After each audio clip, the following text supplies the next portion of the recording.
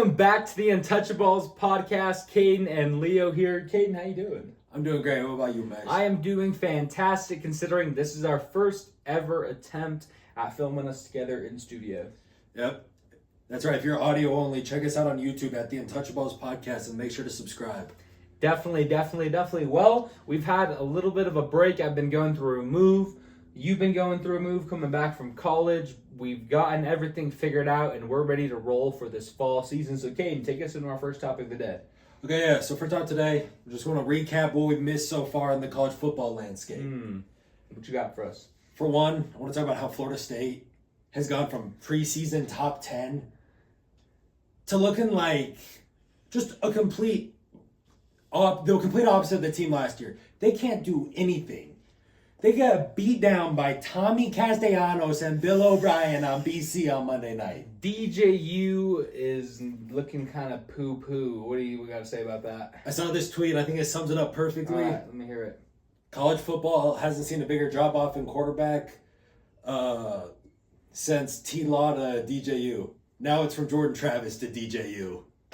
Well, there you go. That's that on that situation. Colorado took on North Dakota State University, eked out a victory. It was a close one, Caden. I kind of gave a lot of my thoughts already on that previous game, but looking forward to this Saturday, big rivalry game against Nebraska. What do you think about that game, Caden? I think it's going to be a really good game. Nebraska's quarterback has looked good. He looked good in his first career start as a true freshman. Nebraska looks like they're a different team than what they've been recently. So does CU. Offensively, they look a lot more connected than last year. I think it'll be tougher for CU, especially compared to last week. I do think Nebraska will end up winning, but I think CU will probably cover.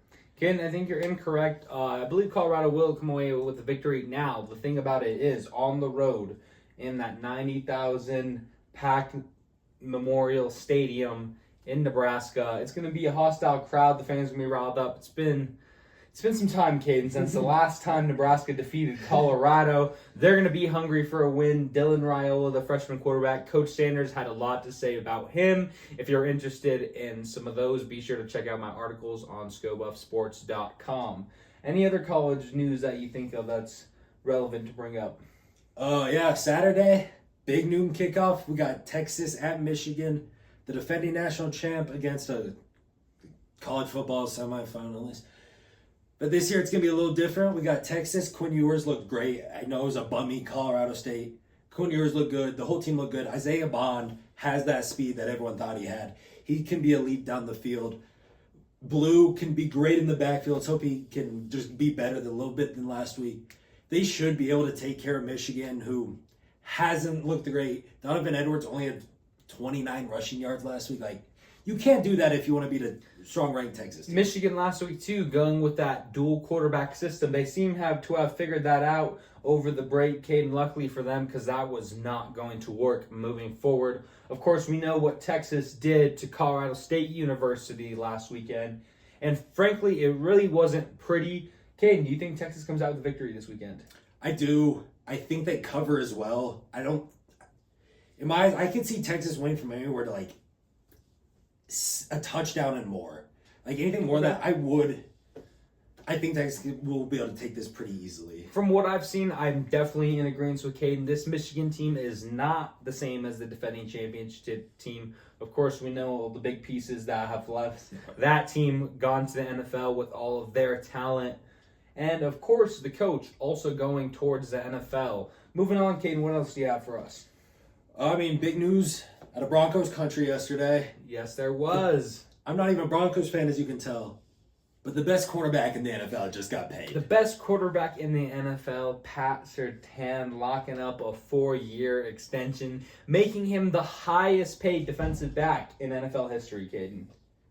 The contracts nowadays are ridiculous. Ridiculous kind of money, reset the market, and as a Broncos fan, we're happy that this deal got done, knowing that the fact that the salary cap is only going to rise exponentially over the course of the next decade or so. Getting him now, setting the new standard for the market, in a couple of years, that deal is going to look very team-friendly.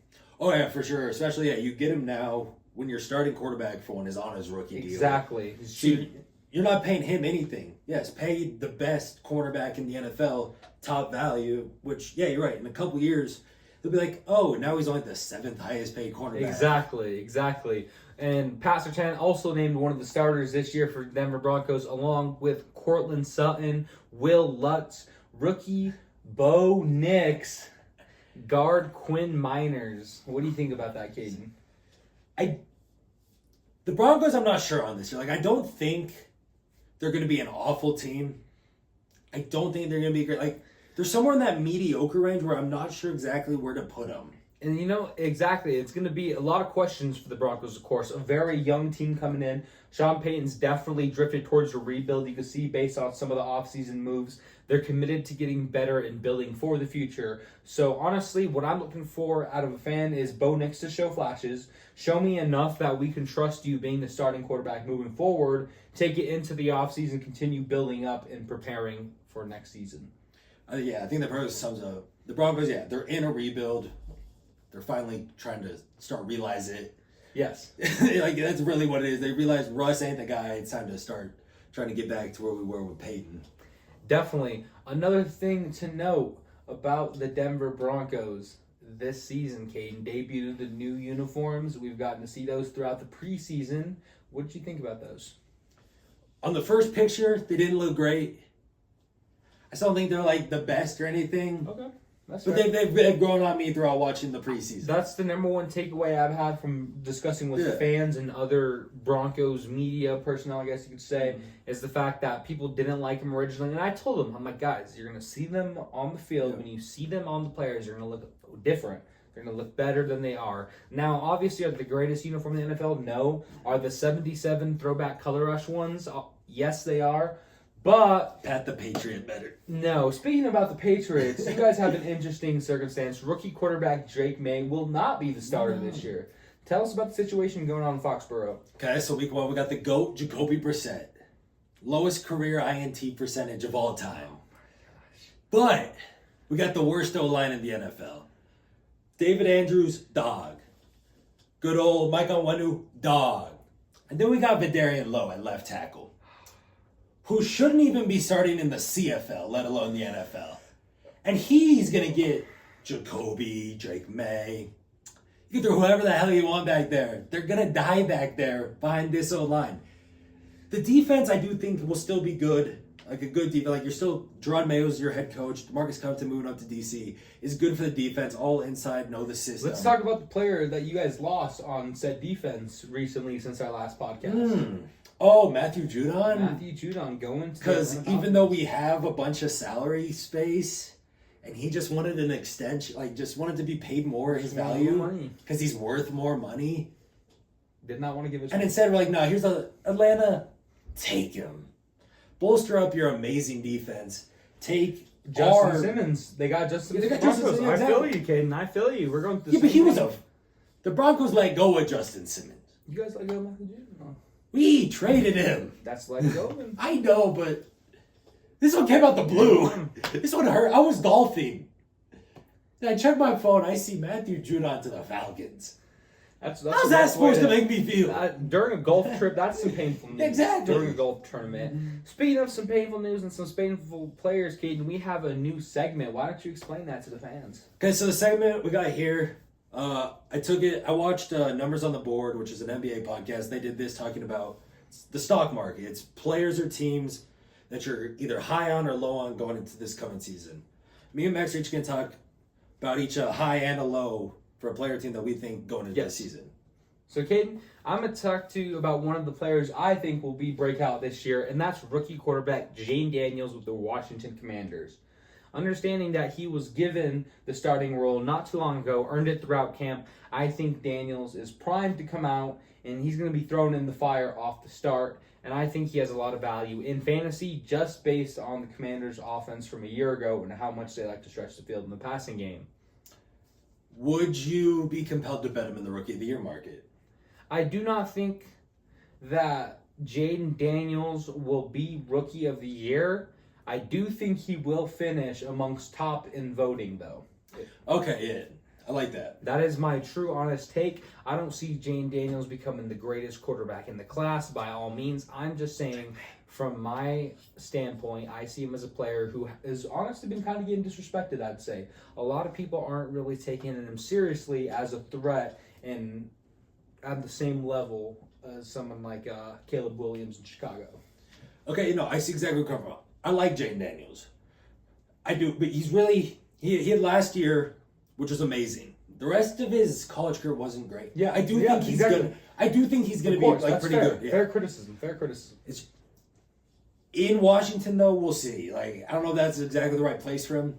I think he will be like a pretty good quarterback though. So, Caden, who's a player you are low on or have going down going into the season? Going down this year, I have. I know they had the number one pick this year, but I like the Carolina Panthers. Just like the under 5.5 wins. I was looking through their schedule. Okay. I don't think they can get a win until at least week 6. And that's against the Commanders who, depending on how Jaden Daniels Depending is on playing, how well the Commanders... then it might be week 7, which is Bo Nix in the Bronx. Like, you got 7 weeks, right? I don't think they are that good. I don't think, unless Bryce Young makes drastic improvements to last year. Well, we discussed, their new coaching changes from this That is true. offseason. We briefly mentioned that in one of our previous podcasts as well. But he needed to get up a lot. He will have to. I don't really see that roster, that team, that like situation finding a way to win 6 games this year, even though they're in the NFC South. I definitely agree, especially in the division, which got better this offseason. Yeah. Look at the Atlanta Falcons, and that brings me into my kind of point of team I am high on, not the Falcons. I don't know why I kind of was trying to tie that it was going to be connected with the Falcons. But the team I finally see making that push this season to a Super Bowl is the Baltimore Ravens, Caden. They've been close. They've been on the edge. And I think the addition of Derrick Henry, and that is another plenty who I think will have a little bit of a career revival. Not saying he's going to go back to prime Derrick Henry numbers. I don't think his yards... a resurgence. I don't think his yards are going to be crazy high this year. Wouldn't be surprised if he set a career high in touchdowns, though. Like, I think that he's going to have a lot of opportunities around the goal line to just run it in. Very good point, Kate. I very, very much appreciate you bringing that up. The fact that he will get those opportunities in that Ravens offense. No, I do. I like the Ravens like you do. Lamar's a great quarterback, as we've seen. Derrick Henry coming in helps a lot. And when this video comes out, the Chiefs versus Ravens game will have already been played, so maybe all this is completely wrong. But then again, it's only week 1. Guys, don't overreact to anything. With the Ravens, though, I will say, I agree with what Julian Edelman said a couple weeks ago. Great player, regular season. You gotta win. Lights come on in the playoffs, and he's nothing. We're gonna have to see, Caden. We need to see that. I'd be happy to see that change. I like the Ravens. Caden, now who is someone you are down on coming into this year? Well, a player that I think I'm down on more than maybe a lot of people would say would be Trevor Lawrence with the Jags. Okay. I mean, 2 years ago he looked great. Then in the playoff game, he decided to blow. Well, not blow. He decided to come back after throwing 4 picks in the first half.